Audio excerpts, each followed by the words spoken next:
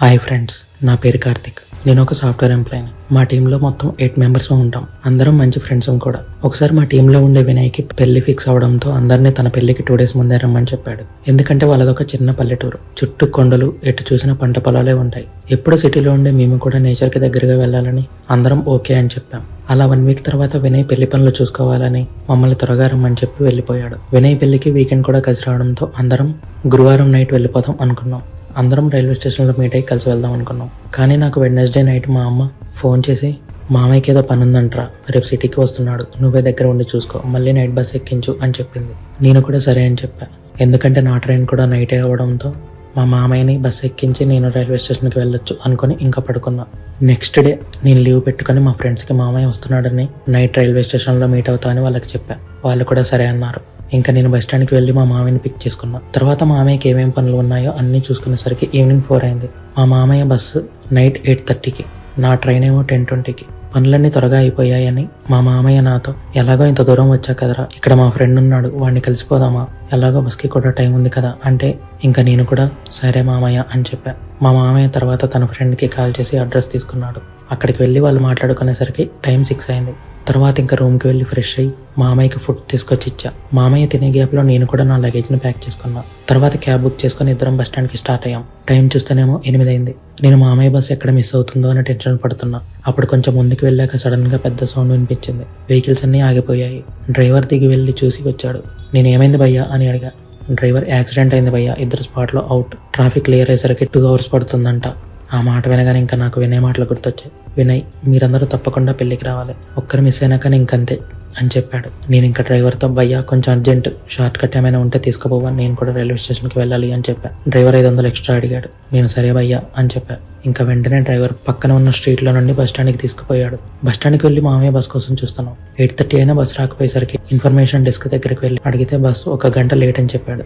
ఇంకంతే, నాకు దిమ్మ తిరిగిపోయింది. అప్పుడు నేను టైం కౌంట్ చేసుకున్నా, రైల్వే స్టేషన్కి ఎంత టైంలో వెళ్తాను అని. అలా చూసుకున్నా 9:50 కల్లా రైల్వే స్టేషన్కి వెళ్ళిపోవచ్చు. ఎందుకంటే బస్ స్టాండ్ నుండి రైల్వే స్టేషన్ అంత దూరం ఏమి ఉండదు. ఇంకా మామయ్య నేను బస్ వచ్చే వరకు మాట్లాడుకొని బస్సు రాగానే మామయ్యని బస్సు ఎక్కించా.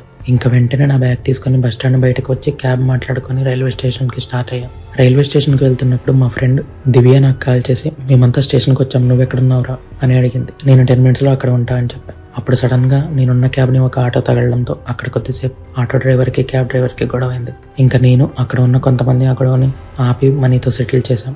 మళ్ళీ డ్రైవర్ క్యాబ్ తీశాడు. వెళ్ళేటప్పుడు నాకెందుకో కొంచెం తేడాగా అనిపించింది.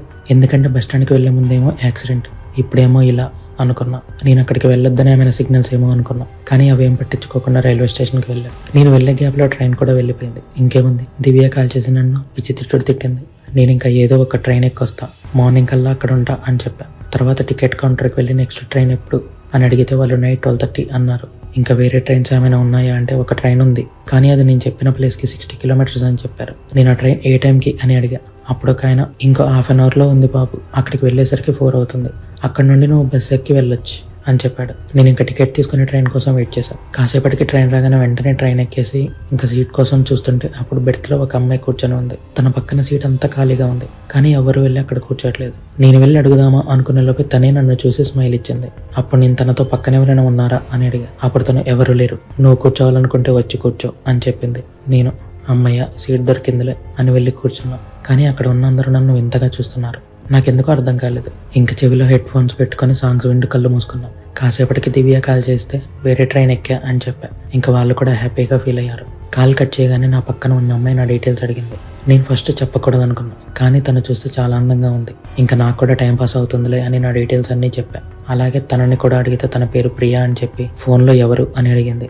నేను ఫ్రెండ్స్ అని చెప్పా. తర్వాత ఎక్కడికి వెళ్తున్నావు అంటే ఇంకా మొత్తం జరిగింది చెప్పాను. అప్పుడు ఆ అమ్మాయి, నువ్వు దిగే స్టేషన్ నుండి మీ ఫ్రెండ్ విలేజ్కి వెళ్తే చాలా టైం పడుతుంది, నేను 2 stations తర్వాత దిగుతా, నువ్వు కూడా నాతో పాటు దిగు, అక్కడ నుండి షార్ట్ కట్లో వెళ్తే మీ ఫ్రెండ్ విలేజ్ దగ్గర అని చెప్పింది. ఫస్ట్ నేను మనసులో వద్దులే అనుకున్నా, కానీ అమ్మాయి అందంగా ఉండడంతో ఇంకా సరే అని చెప్పా.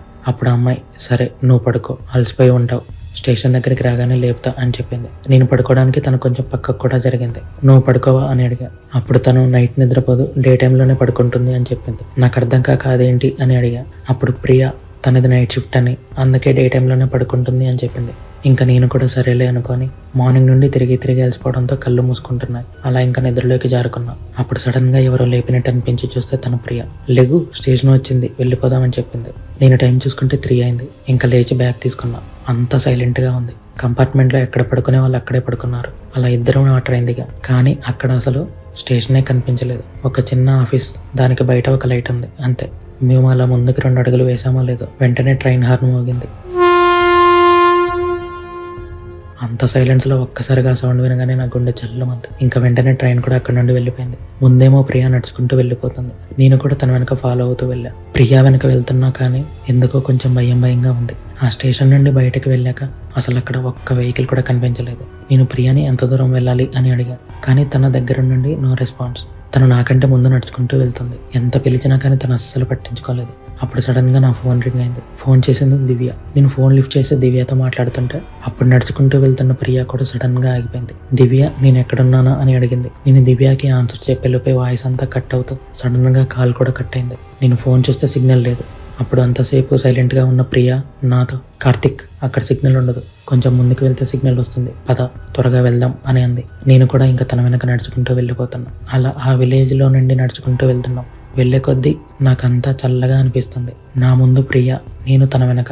అలా వెళ్తూ ఊరి బయటకు వెళ్ళిపోయా. అప్పుడు నేను ప్రియాని ఇంకెంత దూరం అని అడిగా. అదిగో ఆ కొండ ఎక్కి దిగితే ఒక ఊరు ఉంటుంది, అక్కడ నుండి మీ ఫ్రెండ్ విలేజ్కి వెళ్ళొచ్చు అని చెప్పింది. నాకు మాత్రం భయం స్టార్ట్ అయింది. అసలు అనవసరంగా ట్రైన్ దిగానా అని నన్ను నేను తిట్టుకున్నా. నాకు చలి కూడా ఎక్కువ అవుతుంది. అలా ఇద్దరం ఆ కొండదారిలో వెళ్తున్నాం. అప్పుడు సడన్ గా నాకు ఎవరో ఏడుపులు వినిపించాయి.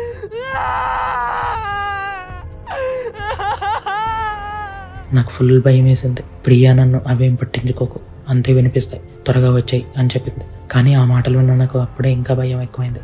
ఎందుకంటే అంతసేపు నార్మల్గా నవ్వుతూ మాట్లాడిన ప్రియ అప్పుడు కొంచెం కోపంగా మాట్లాడటం స్టార్ట్ చేసింది. ఇంకంతే, ఒక్కసారిగా నేను షాక్ అయ్యా. వెనక్కి వెళ్దాం అనుకున్నా, అసలు ఎటు వెళ్ళాలో కూడా అర్థం కాలేదు. ముందు నుండి ప్రియ త్వరగా రా అని పిలుస్తుంది. నేను అలానే షివర్ అవుతూ ప్రియ వెనక వెళ్ళా. అప్పుడు సడన్ గా ప్రియ హెడ్ ఊడిపోయి నా కాళ్ళ ముందు పడింది. అంతే, ఇంకది చూసి ఒక్కసారిగా నా గుండె ఆగిపోయింది. ఆ హెడ్ కూడా నన్నే చూస్తూనే అవుతుంది. ముందేమో ప్రియ.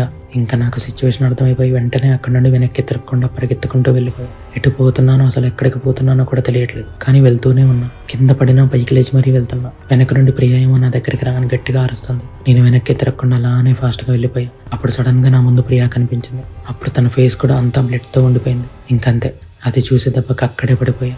ఫోన్ రింగ్ అవుతుంది. నేను కళ్ళు తెరిచి చూస్తే నా రూమ్ లో బెడ్ మీద ఉన్నా. సడన్ గా లేచి చూస్తే నా బాడీ అంతా చెమటతో తడిచిపోయింది. నా బట్టలు కూడా తడిచిపోయాయి. దెబ్బకి నిద్ర అంతా పోయింది. అదంతా కళనే అప్పుడు అర్థమైంది. కానీ ఆ కళ నాకు ఎందుకు వచ్చిందో అసలు అర్థం కాలేదు. ఫోన్ చూస్తేనేమో మా మామయ్య. ఇంకా వెంటనే లేచి బస్ స్టాండ్కి వెళ్ళి మామయ్యని పిక్ చేసుకున్నా. ఆ రోజంతా కళలో జరిగినట్టే జరిగింది. నైట్ మా మామయ్యని బస్సు ఎక్కించి రైల్వే స్టేషన్కి వెళ్ళడం, అక్కడ ట్రైన్ మిస్ అవ్వడం, నేను వేరే ట్రైన్ ఎక్కడం, అంతా సేమ్ కళలో జరిగినట్టే అనిపించింది. నాకు ఇంకా ఫుల్ భయం వేస్తున్నా. అదంతా కళ అనుకుని ధైర్యంగా ఉన్నా. ట్రైన్లో కూడా ఫుల్ జనాలు ఉన్నారు. అప్పుడు ఒక స్టేషన్లో ట్రైన్ ఆగింది. అక్కడంతా నిశ్శబ్దంగా ఉంది. అంతసేపు ధైర్యంగా ఉన్న నాకు ఒక్కసారిగా గుండె ఆగిపోయినంత పనింది. ఎందుకంటే ఆ స్టేషన్లో ప్రియా ట్రైన్ ఎక్కింది. తను నా పక్కనే వచ్చి కూర్చొని నన్నే చూసి నవ్వుతుంది. ఇంకంతే,